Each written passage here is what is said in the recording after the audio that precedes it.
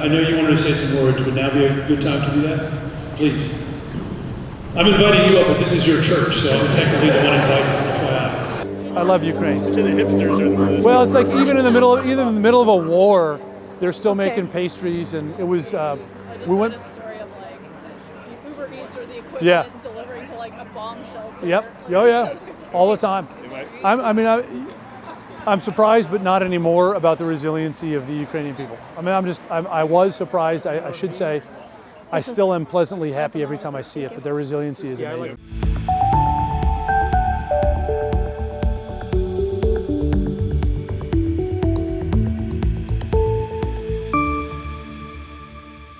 Where are you from?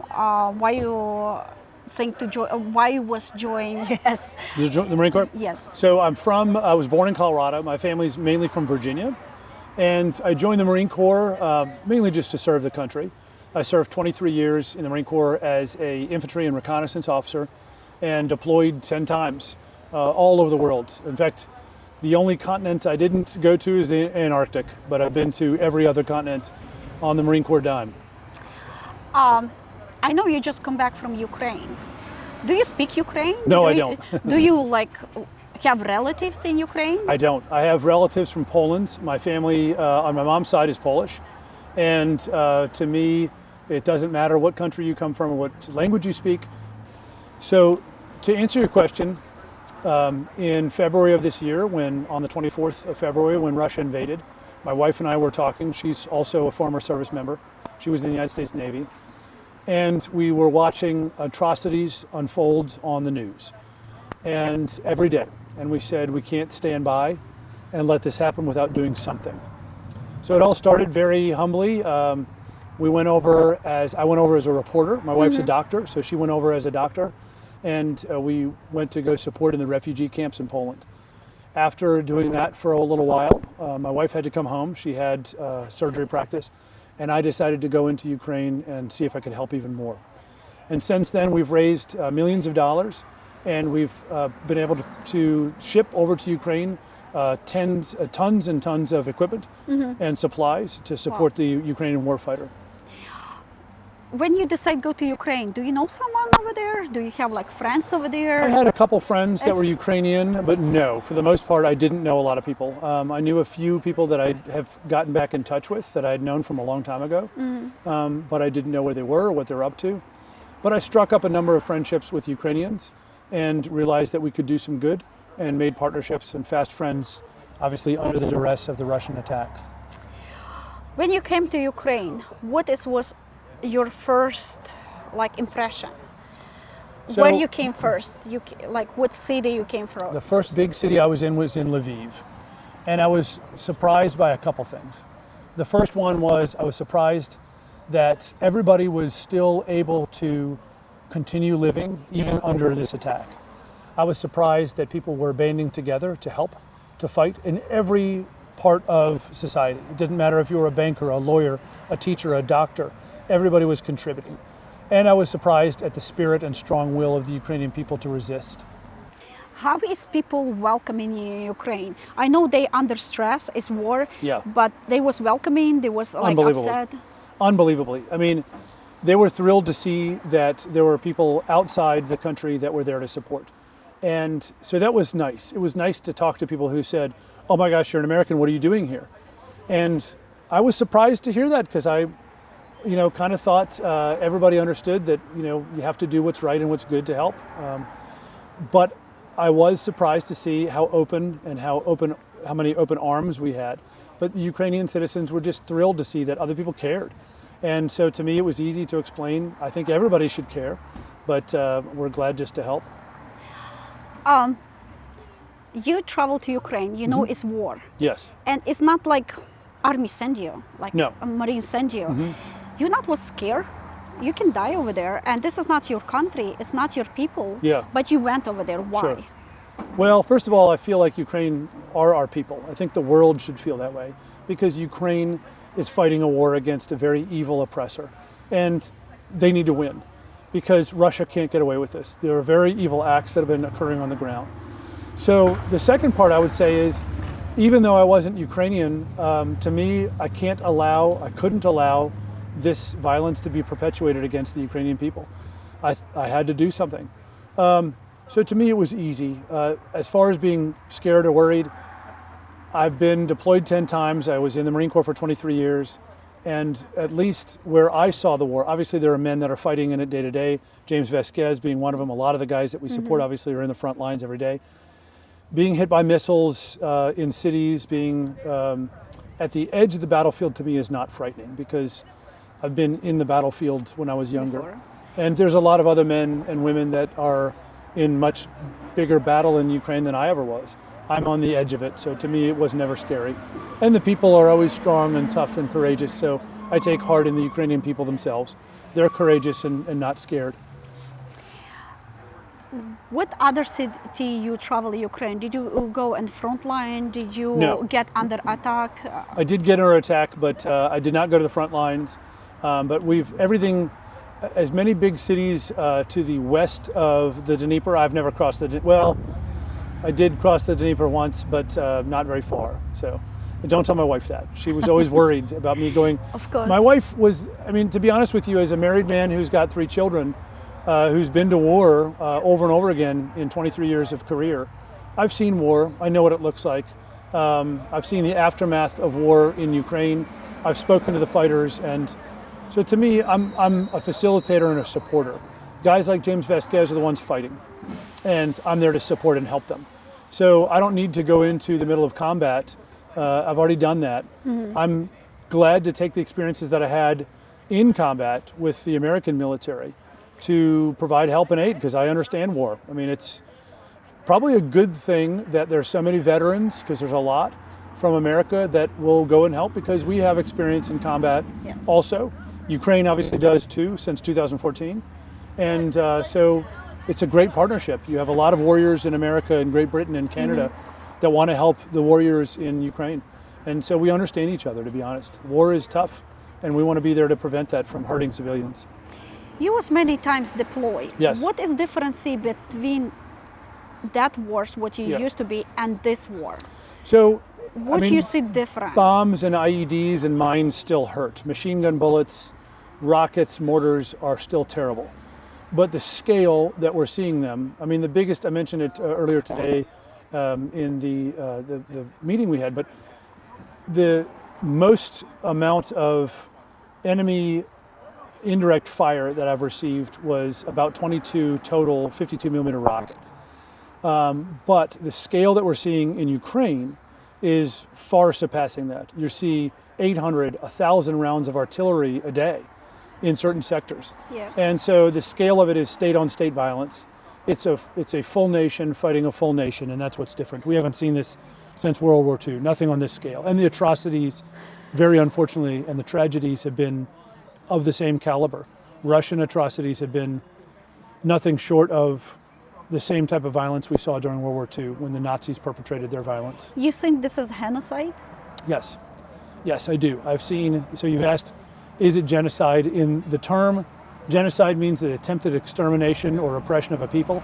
And watching Russia take over the occupied areas and force people to take Russian passports, to force them to vote in elections, to force them out of Ukraine into Russia, to steal children, to massacre civilians that are caught in the crossfire. Those are all aspects and parts of repression, of aggression, and also of genocide. Sorry, it's moment of emotions. I totally get it. Believe me, I have family over there, and I have my friends over there, and they fight in front line. It's very nice to hear from people who don't speak Ukrainian. They don't have family in Ukraine, but go over there and support, because I think they feel your power, they feel this stronger, and they became stronger and stronger every day. One more. You're doing now traveling around the U.S.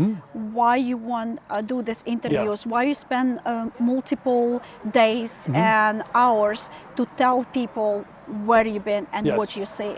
So the first reason is to raise awareness, so that people understand what's happening. I believe it's an obligation of democracies to look out for each other. You just mentioned the friendship that we feel is important, and I think we can extend that friendship in many ways. The first one is just being aware of what's happening in Ukraine. But when I go to Ukraine and travel and talk to people, they realize there are people that care. And we have to. Democracies by their nature are very fragile. It's very easy to be a dictatorship. You just tell everybody what to do. You have the power of the state to compel them to do it and force them to do the things that you want. Democracies are very fragile, so we have to band together and look out for each other. So when a democracy, a new democracy like Ukraine is threatened, to me it's an obligation that the rest of the world pay attention. The second reason is we can't let Putin get away with this. Yes. I mean, by the time we're done with this war, the war crimes that I've seen and others have witnessed will come to light. And I hope that we have a Nuremberg trial of sorts where we take all those people responsible and we bring them in front of the law. And so to me, it's important that we don't allow Russia to get away with this. If those of your viewers see this, are seeing atrocities committed in the videos that they watch that are coming from overseas, they should know that that's happening 300 times worse than what they're seeing. It's happening every day. We don't see all the pictures. Sometimes people edit them out. Sometimes Twitter or others won't let those photos and videos and stories be told. But we as humans need to watch and understand, or at least know that it's happening and not let Russia get away with this. Yes, and do you think Ukrainian, in this point, they stand for all war? Because if they don't stop Putin, he can go next country, Right, of course. and he can Exactly terrorize and genocide Right. another nation. That's exactly right, and they have. Yes. So the part of that question is also, they have conducted operations like this against other countries or tried to, and the world in some cases has remained silent. I'm very glad that we have the ability to support. Part of the reason is that Ukraine was so open to the West. Ukraine's western half of their country has been allowing everybody who wants to help to come help, support and aid to come help, and that's where Ripley's Heroes comes into play. Ripley's Heroes is there to try to support in any manner we can to provide professionals from the US specifically, but any other country, doctors, nurses, anybody that wants to go, we'll try to help them get there and get set up to help, and to provide everything from cold weather gear to equipment for military fighting people so they can win this. They need to, they must win it. As you said, the whole world, Ukraine speaks for the whole world, and President Zelensky has said that, and we believe it. You see, when is President Zelensky became president, not too many people was like fine with him because what is his job before. Yes, actor but I and think, comedian. Yes, but I think that moment when he say no, I don't leave country, I will be stand with my people, they became more.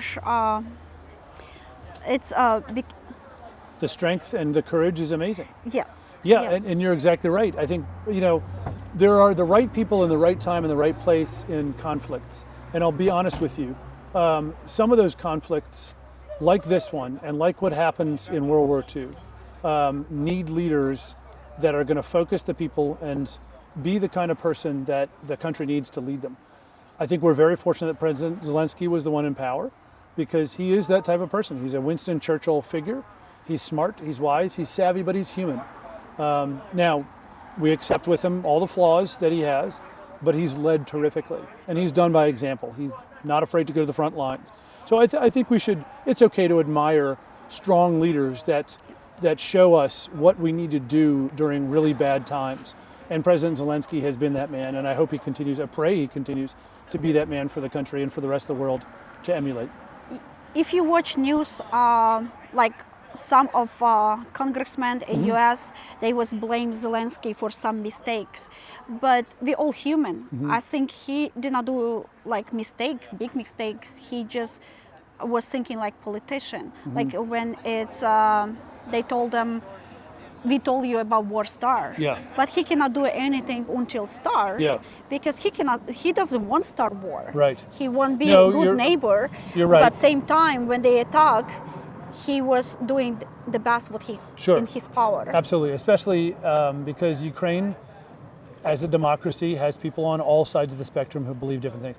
The first thing I'll say is Ripley's Heroes as a foundation is not political. So I'm not going to comment about U.S. politics, because political leaders, do and say all sorts. They're human, and frankly, that's what Democritus intended when he started to put together the foundations of democracy. We should have the ability to talk and argue and yell and be wrong. Yes. Some politicians, can be wrong, and that's part of what we do is learn who's good and who's bad.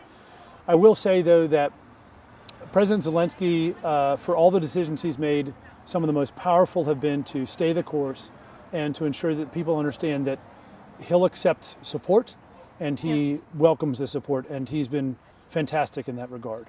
And I'm glad we can help. I'm glad we can help with every little bit we can. I'm very thankful because I'm former veterans in U.S. Army, and thanks for your service. Thank you for your service.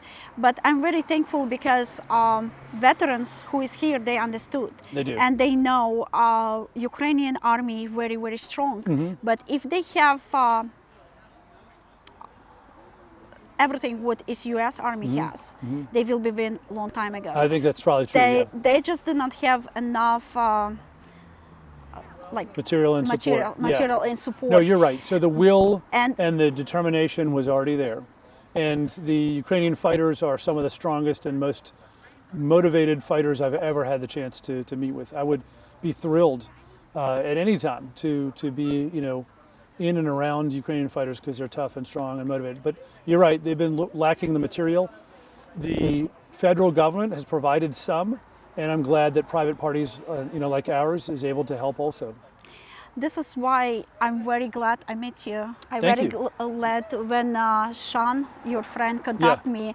I was very interested to meet you because I want to see these people who really put them life kind of in dangerous. And they come and they support. They support Ukraine. They support with them physical presence. They support with moral. They support with like you talking to people. You tell people what's going on. Because media, they not allowed us post everything, like you say. Right. People don't see all that's happening. What's happening. Like because they say it's too bad. Kids can see, but people need to know what exactly happening. I understand it. I mean, I understand some people just can't stomach seeing the level of violence, and I would encourage people who are in that category, it's okay, but acknowledge and know that it's there. It's real. So don't pretend that it's not happening. If you can't watch it, I get it. I understand it. I mean, I'm a product of war. I've been to war many times. Ukraine is just the most recent in that, and I hope we don't have any more. But the atrocities and the sorrows and the horrors that I've seen in Ukraine have been some of the worst in the world and that we've seen since World War II. So if you can't stomach looking at the pictures or hearing the stories, I get it. But at least make sure that you know that it's real. It is happening. And don't let Putin get away with it. We can't, as a world, let this happen. You come back home. Are you planning to go back to Ukraine? Yes, I'm leaving very soon. So I go back and forth. I go back and forth a lot. I've been back the longest period of time has been just recently for about a month and a half, but I'm leaving again soon. I'm leaving with a couple important people from the federal government, so I can't talk about dates and times, but I'm very excited to go over. And it's nice to have, a while ago we had some political leadership that took again, we're not a political organization, but we've had some political leadership that took notice that our charity was working very hard to try to help people. And so we're thankful that we've got partners in the government. I believe strongly, having served our government, that the government works for us. And I believe they should do everything they can, including helping out organizations like ours and a lot of others that are doing good charity work. Get out there and get your political leaders to help focus, because we can change laws, we can update laws, we can get more support over to Ukraine. We can do it as a people. I mean, if everybody that's listening takes some time and contact your congressman. If you have nothing else you can do, just write a letter and say, help in Ukraine. It's worth it. This is, I think, why many charities like ours, a group like yours, we try support at our levels. We try speak to people. We try tell people what's going on. Right.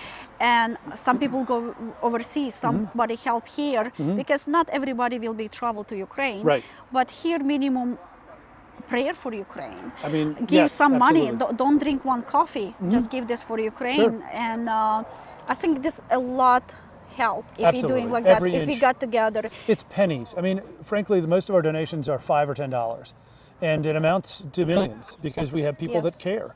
And it's a great obligation. So we feel in our organization that we have to pinch and squeeze every penny. But to us, you know, that represents someone's lunch or coffee that they're sacrificing. And so we take it very seriously, which means we'll take every cent and we'll put it to good use. Thank you. Thank you very much. Thank you. Nice Thanks to so much meet for having you. me. Slava Ukraini. Героям слава. Thank you.